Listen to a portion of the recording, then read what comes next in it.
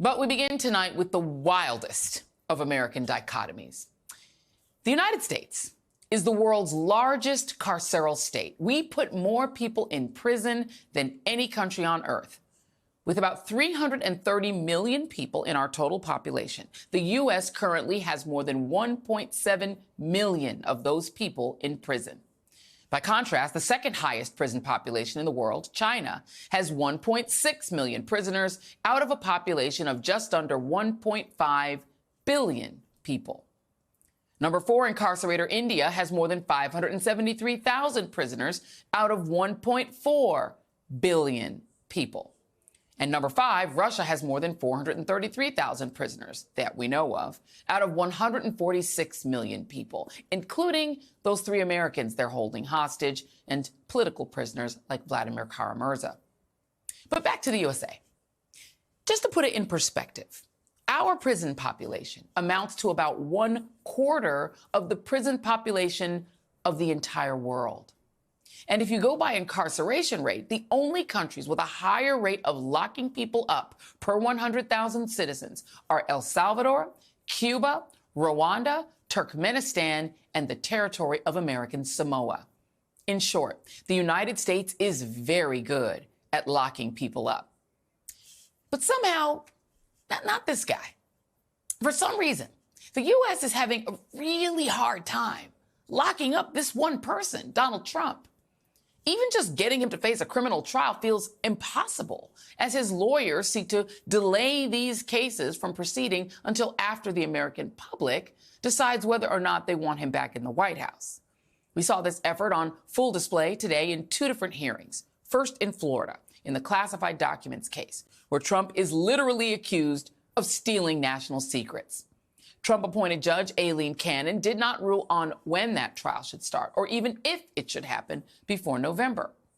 And in Georgia, a judge heard closing arguments on whether Fulton County DA Fani Willis should be disqualified from that state's election interference case, which, if she is, would all but certainly delay that trial until, you guessed it, after the election. But why? Why is it so hard to get Donald Trump to actually face accountability for these very serious alleged crimes? I mean, if you were one of the thousands of rubes who stormed the Capitol on January 6, 2021, fueled by Trump's big lie, which he launched literally because he was embarrassed that he was going to lose to Joe Biden and then did, in fact, lose to Joe Biden, you are probably in jail right now, or you've spent time in prison for it.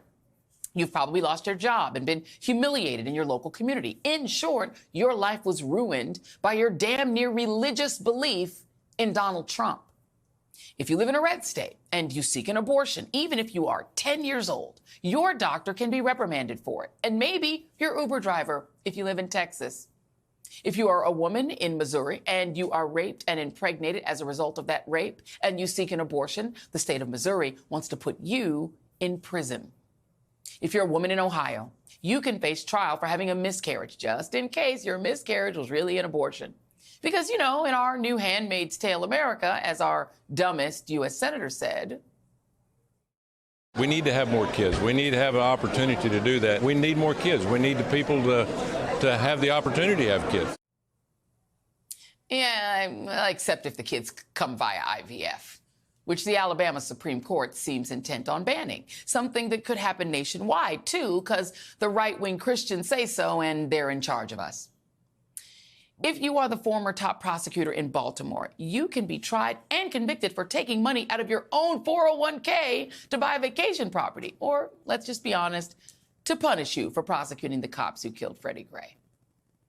If you are Donald Trump's former lawyer, you can be jailed for taking out a second mortgage to write a 6-figure check to the porn star Donald Trump slept with, though married, and re-jailed for refusing to stop writing a book about why you jumped off the Trump train.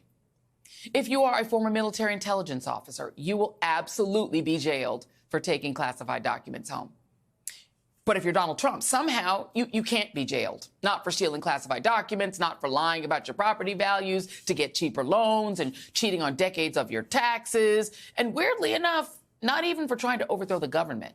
Apparently, if you're Donald Trump, and only if you are Donald Trump, you are above the law in America. You are unjailable.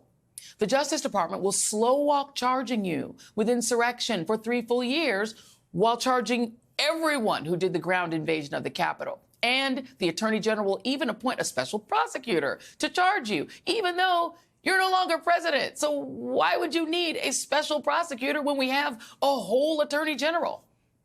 If you are Trump, and only if you are Donald Trump, the feds will beg you for 18 months to please give them back the nuclear secrets that you're hiding in your bathroom, instead of kicking down your door and taking them like they would any other American. And then when you do get charged by that same special prosecutor, somehow the random system will put you in front of your favorite handpicked judge, who will slow walk the case for you. And no less a court than the Supreme Court of the whole United States, filled with 3 more of your handpicked judges, plus 3 other Republicans, will slow walk all of your cases to make sure that they don't happen until after the election that they clearly hope will make you president again, so you can pardon yourself and get away with everything. And tens of millions of Americans will not just cheer for these awful things. They, too, will try to make you president again, so you can kill another million people in a pandemic and crash the economy and steal migrant babies from their moms again? What a country for Donald Trump. The rest of us, not so much. Joining me now is Andrew Weissmann, former senior member of the Mueller probe, and MSNBC legal analyst Katie Phang, trial attorney and host of the Katie Phang Show right here on MSNBC, and Tim O'Brien, senior executive editor of Bloomberg Opinion and MSNBC political analyst. Andrew Weissmann, I go to you first. Talk me down, my friend, because it does seem to me that this one American out of 330 million Americans is untouchable.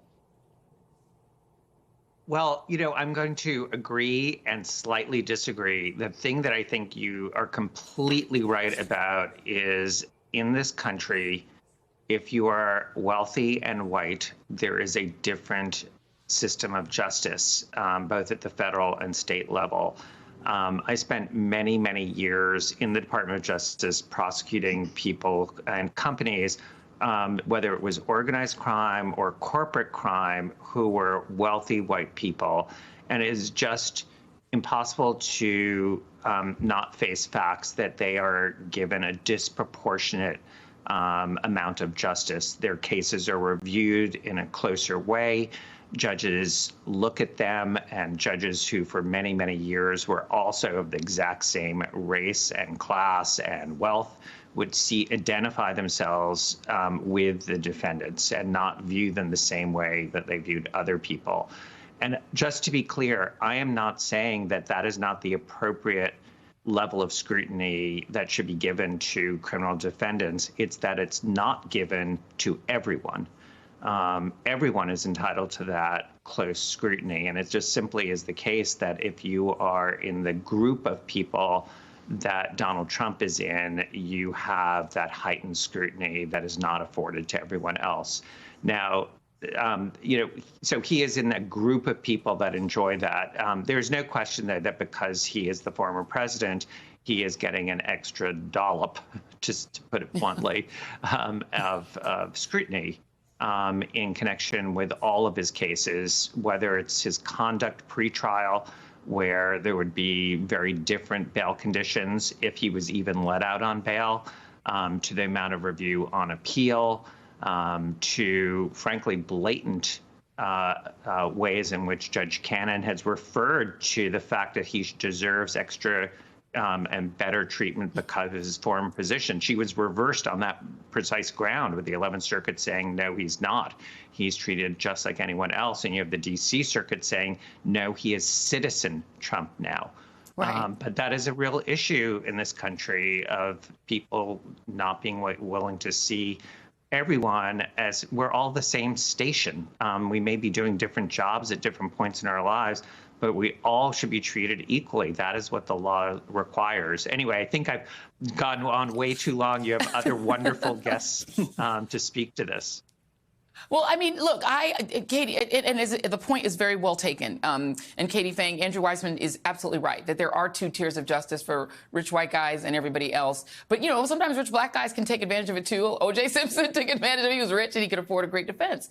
But this country actually jailed the former vice president of the United States, Richard Nixon's vice president. Like, this country has managed to put a few rich white guys in jail. But I have never seen anything like the entire system move to benefit one single person all the way through the Supreme Court like there it is moving for him. And I'm just going to give you a contrast. This is a case you've been following. Fani Willis. Fani Willis is attempting to do a RICO investigation of Donald Trump.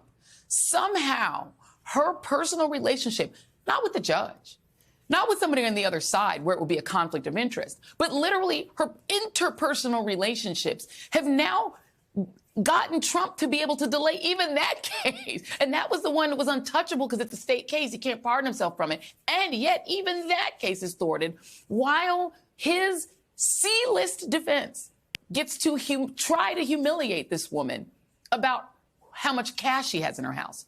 So she gets humiliated publicly, and he, again, walks away. Yeah, so Andrew Weissmann, as we all know, has such an elegant way of explaining things, but I would kind of make it a little bit more blunt, because it's not just a two-tier system or a double standard system. It's actually a different total standard. It's the Trump effect, right? It's the bending over backwards by not only the judiciary, but by prosecutors for fear of the political prosecution angle that is being touted by Trump. It's this idea that one man and one man only can have a different standard applied to him when it comes to the efficacy of our judicial system, when it comes to how these prosecutions are approached. It's not even just the criminal cases, right? It's the civil cases, too. It's, are the judges acting like that they're completely, impartial, and all of the scrutiny that happens? It's amazing, Joy, because the scrutiny doesn't go on defendant Trump.